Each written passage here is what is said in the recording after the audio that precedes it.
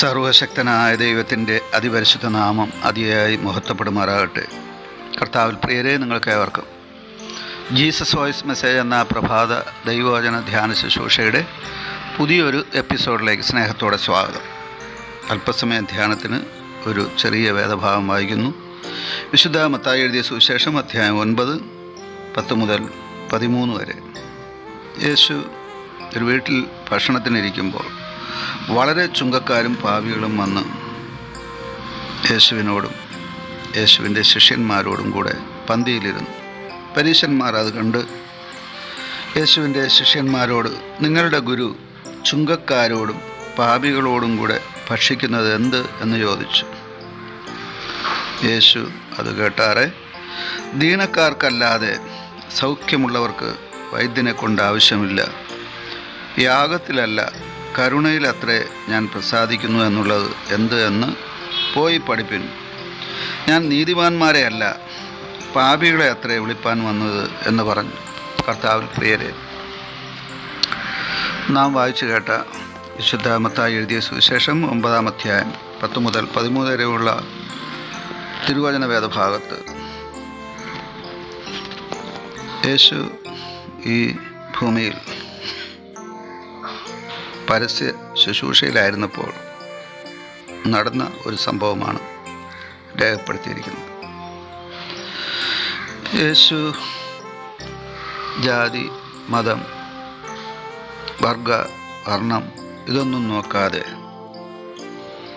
പാപികളോ നീതിമാന്മാരോ എന്നൊന്നും നോക്കാതെ ജനങ്ങളോട് ഇടപെട്ടുകൊണ്ടിരുന്നു. ജനങ്ങളുടെ രക്ഷ മാത്രമായിരുന്നു യേശുവിൻ്റെ ശുശ്രൂഷയുടെ ലക്ഷ്യം. അതുകൊണ്ട് തന്നെ ചുങ്കക്കാരെന്നോ പാപികളെന്നോ നീതിമാന്മാരെന്നോ ദുഷ്ടന്മാരെന്നോ ഒന്നും നോക്കാതെ യേശു ജനങ്ങളുടെ ഇടയിൽ ദൈവരാജ്യത്തിൻ്റെ ശുശ്രൂഷ ചെയ്തു. അങ്ങനെ ഒരു വീട്ടിൽ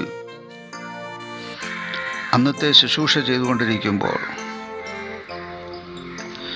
എല്ലാ കാര്യങ്ങൾക്കും യേശുവിനെ കുറ്റപ്പെടുത്തുന്ന പരീശന്മാർ യേശുവിൻ്റെ അടുക്കൽ വന്ന് ഒരു കുറ്റം ആരോപിക്കുകയാണ്. യേശുവിൻ്റെ ശിഷ്യന്മാരോടാണ് ഈ കുറ്റം ആരോപിക്കുന്നത്. നിങ്ങളുടെ ഗുരു ചുങ്കക്കാരോടുകൂടെ പാപികളോടുകൂടെ ഭക്ഷിക്കുകയാണ്, അവരോട് ഇടപെടുകയാണ്, അവരോട് സംസാരിക്കുകയാണ്, അവരോടൊപ്പം വസിക്കുകയാണ്.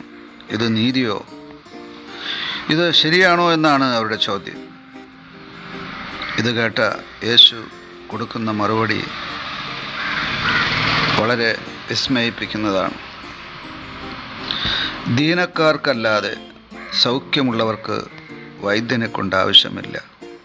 എത്ര സത്യമാണ് ഈ യേശുവിൻ്റെ ഉത്തരത്തിലുള്ളത്. ഈ യാഥാർത്ഥ്യം ആർക്കും മറച്ചു വയ്ക്കാനായിട്ട് സാധ്യമല്ല. രോഗിക്കാണ് വൈദ്യനെ കൊണ്ട് ആവശ്യം, പാപികൾക്ക് ഒരു രക്ഷകൻ ആവശ്യമാണെന്നാണ് യേശു സൂചിപ്പിക്കുന്നത്. ആരാണ് പാപികൾ? അല്ല, പാപം ചെയ്യാത്തവരായി ആരാണ് ഈ ഭൂമിയിലുള്ളത്?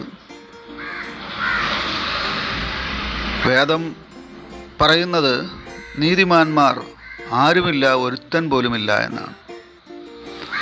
മനസ്സാ വാചാ കർമ്മണ മർത്യൻ പാപം ചെയ്യുന്നവരാണ്. ഒരു പാപവും ചെയ്യാത്ത ഒരു മനുഷ്യനും ഈ ഭൂമിയിലില്ല. അതുകൊണ്ടാണ് വേദം പറയുന്നത് നീതിമാൻ ആരുമില്ല, ഒരുത്തൻ പോലുമില്ല എന്ന്.